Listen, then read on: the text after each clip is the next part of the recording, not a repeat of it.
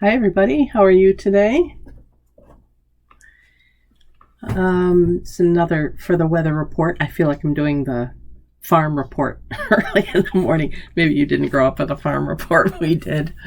It looks like it's a little overcast, but maybe it's just that the sun is still rising. I don't think so, though. It's 8:02 local time. So it's a little overcast today, but that's all right, you know? The crops need it. We need it. It's getting to be harvest season. Anyway, I had a reading today that I wanted to share with you. It came from Daily Ohm at dailyohm.com. If you want to subscribe, I think it's .com. Yes. If you want to subscribe, it's free. But I liked what it had to say today, and actually its focus was on something other than my focus. So I'm just going to read a little bit of it, and then we'll talk about it. It says, when you feel you are in the thick of things, tapping into your own inner resources will help bring strength.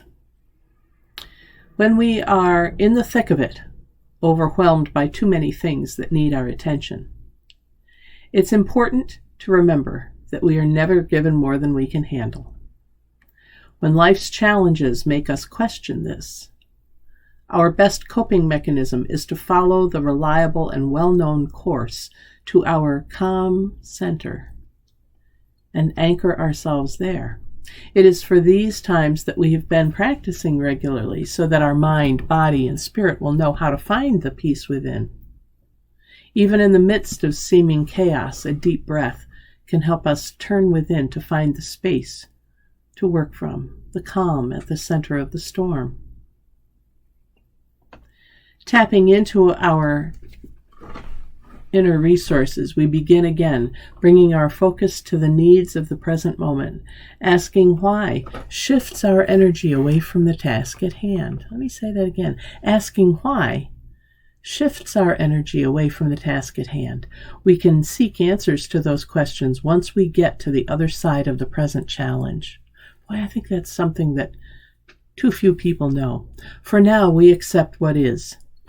Once we have collected scattered energy and created space, inspiration will strike, help will arrive, and what seemed impossible will either become possible or we will find it has become unnecessary. The flow of the universe and its perfect order has room to move in our lives when we get ourselves and our extraneous thoughts out of the way. After the thick has become thin again, out of the thick of things into the thin of things again, we have the opportunity to learn from the situation with a better idea of our true capabilities. We can now ask ourselves the why questions with the goal of fine-tuning our lives.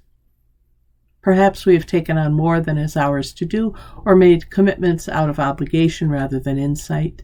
It could just be the ebb and flow of life, or we may be receiving life lessons on a fast track in preparation for something wonderful to come.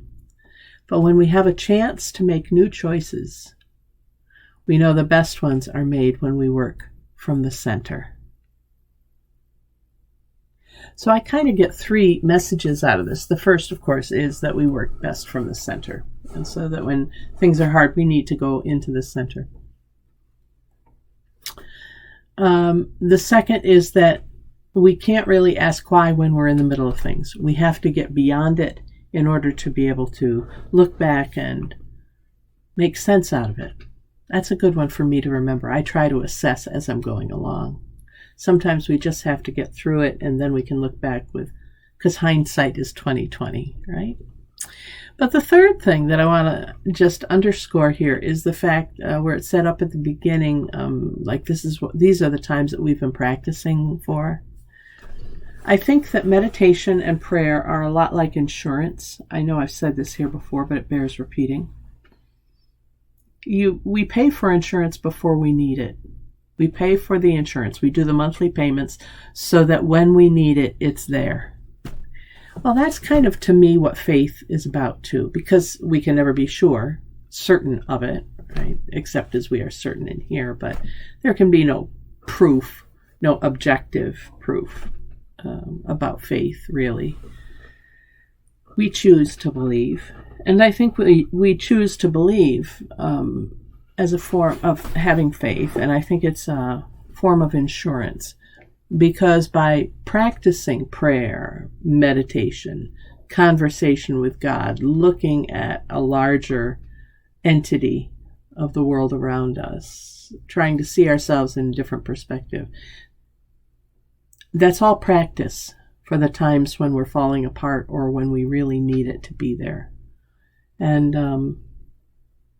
it's like insurance. You pay into it so that it's there when you need it. And an awful lot of people don't. They have nothing to do with a faith community or with God or with exploring their own faith. And then something terrible happens and they come running back to whatever they were taught as children. And that's nice. It's good that they were taught something as children. But frankly, what we learned as children is not enough for us as adults. We have to keep growing and expanding our knowledge base about everything. We can't go through life as adults with a third grade reading skill or a fourth grade math skill. We have to keep growing and expanding our minds, and that includes our spiritual mind, if you will. So I'm thinking today about this working from the center is what the reading is called, but I'm thinking about it as insurance and as getting to the other side of something before we try to make sense out of it. The whys come later. And I think that once we have lived through the experience, drawing upon that insurance plan and the practices that we've learned and incorporated, then later on we can look at the why and what were the lessons, and we'll be able to see them more clearly. All right, everybody, that's our thought for today. I hope it carries you through the day and causes you to be challenged a little bit, but also reassured.